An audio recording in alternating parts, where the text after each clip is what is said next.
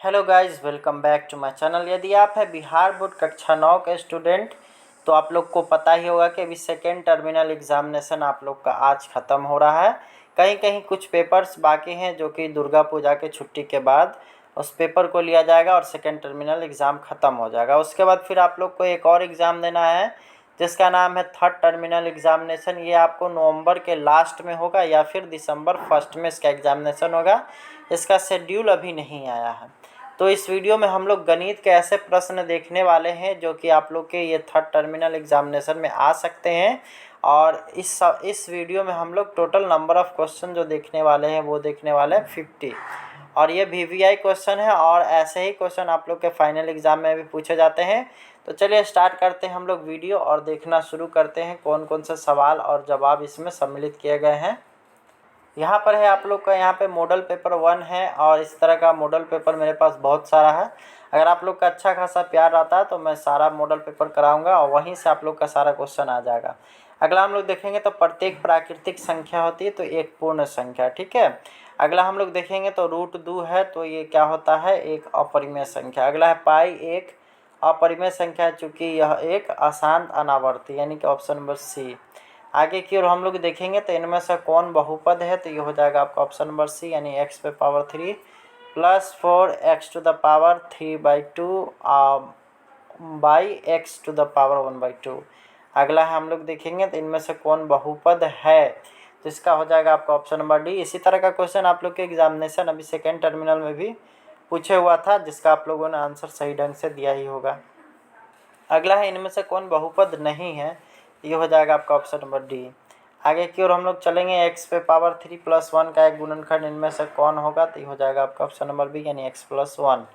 अगला है बहुपद x² + y² + z² + 2xy + 2yz + 2xz + 2yz का गुणनखंड इनमें से कौन होगा तो ये हो जाएगा आपका option number C, x + y + z और फिर x + y + z। आगे की ओर हम लोग चलेंगे, x पे पावर 4 - x पे पावर 6 का एक गुणनखंड इनमें से कौन होगा तो हो जाएगा x + 1। अगला है दोनों अक्षों की कटान बिंदु को क्या कहते हैं तो मूल बिंदु। अगला है बिंदु 3,0 कहाँ स्थित है तो ये x अक्ष पर है। अगला हम लोग देखेंगे तो किसी एक घातीय समीकरण यानी ax + b = 0 में कौन शर्त अति आवश्यक है तो ये हो जाएगा आपका ऑप्शन नंबर a ≠ 0। अगला हम लोग देखेंगे तो दो चरों में एक घातीय समीकरण ax + by + c = 0 में a ≠ 0 का हल समुच्चय क्या होगा तो अद्वितीय हल हो जाएगा इसका, ठीक है। आगे की ओर हम लोग चलेंगे तो अगला हम लोग देखेंगे पूर्ण अपने भाग से बड़ा होता है, ठीक है। पूर्ण अपने भाग से एक पृष्ठ में लंबाई और चौड़ाई दोनों होते हैं। अगला हम लोग देखेंगे कोण अपने संपूरक कोण का दुगुना है तो कोण का माप क्या हो जाएगा तो 120 डिग्री। अगला यदि 4x + 4 डिग्री तथा 6x - 4 डिग्री एक दूसरे का पूरक हो तो x का मान क्या हो जाएगा तो 9। दो संपूरक कोणों का अनुपात 4:5 है तो कोण का माप क्या हो जाएगा तो 80,100। आगे की ओर हम लोग चलेंगे तो भुजा के विचार से त्रिभुज कितने प्रकार के होते हैं तो 3। अगला त्रिभुज के तीनों कोणों का योग होता है 180 डिग्री। अगला हम लोग देखेंगे तो त्रिभुज के किसी भुजा को दोनों ओर बढ़ाने से प्राप्त बहिष्कोण का योग 180 डिग्री से कम होता है। अगला हम लोग देखेंगे तो विषमकोण चतुर्भुज के लिए कौन सा कथन सत्य है तो ये हो जाएगा आपका ऑप्शन नंबर सी, इसका 180 डिग्री से अधिक होता है, यहाँ पे गलती से बोला गया। अगला हम लोग देखेंगे एक चतुर्भुज के सभी कोणों का योग होता है तो 2 पाई यानी कि 360 डिग्री। अगला है एक समांतर चतुर्भुज के सम्मुख भुजाओं में कितने युग्म होते हैं तो 2। अगला सर्वाक्षम त्रिभुज के क्षेत्रफल समान होते हैं, यह कौन सा अभिगृहित है तो ये हो जाएगा आपका ऑप्शन नंबर बी, सर्वाक्षम क्षेत्रफल अभिगृहित। अगला है समलंब चतुर्भुज का क्षेत्रफल उसके शीर्षलंब और समांतर भुजाओं के योगफल के गुणनफल का आधा होता है। अगला हम लोग देखेंगे तो वृत्त में चाप कितने प्रकार के होते हैं तो ये हो जाएगा आपका ऑप्शन नंबर सी, यानी कि 3।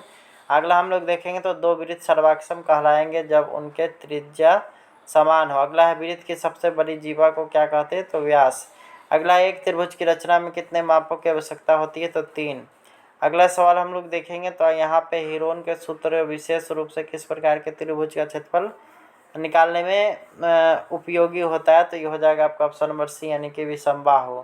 अगला हम लोग देखेंगे तो यदि किसी त्रिभुज की भुजा 5 सेंटीमीटर 4 सेंटीमीटर 5 सेंटीमीटर तब त्रिभुज का क्षेत्रफल क्या हो जाएगा तो 2√अंडर 21 सेंटीमीटर स्क्वायर। अगला है किसी समबाहु त्रिभुज की एक भुजा 4 सेंटीमीटर है, इसका क्षेत्रफल क्या हो जाएगा, तो ये हो जाएगा 4√3 सेंटीमीटर स्क्वायर। अगला एक घनाभ के पार्श्व पृष्ठ में कितने फलक होते हैं, तो 4 फलक होते हैं। अगला हम लोग देखेंगे तो घनाभ का आयतन इनमें से कौन होगा, तो आधार का क्षेत्रफल गुने ऊंचाई। अगला है बेलन का पृष्ठीय क्षेत्रफल क्या होगा, तो 2πr/h। अगला हम लोग देखेंगे तो किसी बेलन की त्रिज्या r और ऊंचाई h हो तो उसके पार्श्व पृष्ठ का क्षेत्रफल और परिधि का अनुपात क्या होगा, तो h/1। अगला शंकु का वक्र पृष्ठीय क्षेत्रफल निम्न में से कौन है, तो πr/l। अगला सवाल हम लोग देखेंगे तो शंकु का आयतन निम्न में से कौन सा होगा, तो 1/3πr²h।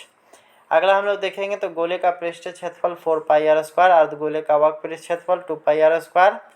अगला हम लोग देखेंगे तो यहाँ पे है अर्थपूर्ण सूचना उपलब्ध कराने के लिए संबंधित अध्ययन गणित की एक शाखा में किया जाता है, जिसे क्या कहते हैं, तो सांख्यिकी। अगला है जिन आंकड़ों का संग्रहण उत्तरदायित्व स्वयं अवशेषक पर होता है उसे क्या कहते हैं, तो प्राथमिक आंकड़े। ठीक है।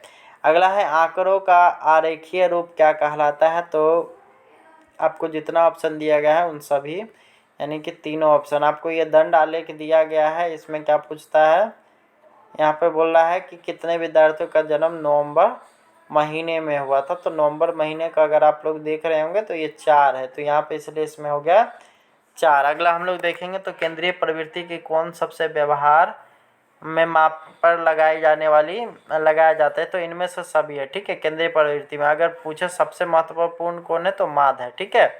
आगे हम लोग देखेंगे तो सभी परीक्षणों के मानों का योग तथा परीक्षणों की संख्या के अनुसार क्या है, तो ये हो जाएगा आपका ऑप्शन नंबर ए यानी कि माध्य।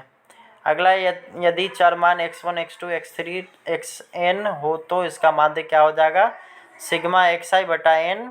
अगला हम लोग देखेंगे तो अनिश्चित संख्याओं के रूप में मापन किसकी सहायता से किया जाता है, तो प्रायिकता। ठीक है। अगला सवाल हम देखेंगे तो एक पासा जिनमें 1 2 3 4 5 6 अंकित है, 5 उछाल के बाद 2 अंक 3 बार आता है तो प्रायिकता क्या होगी, तो ये हो जाएगा आपका ऑप्शन नंबर डी। इस तरह से यह वीडियो यहीं पे समाप्त होता है। आपको ये वीडियो अगर पसंद आया तो इसको लाइक सब्सक्राइब और कमेंट कर दें।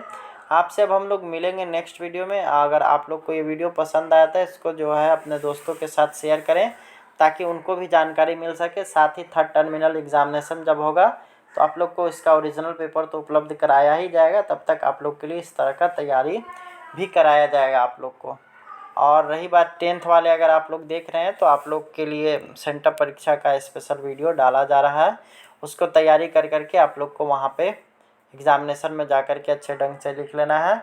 और आप अगर क्लास 8वीं के छात्र हैं तो आप लोग के लिए पेपर डाला जा रहा है। तो मिलेंगे आप लोग से नेक्स्ट वीडियो में, तब तक के लिए धन्यवाद, बाय बाय।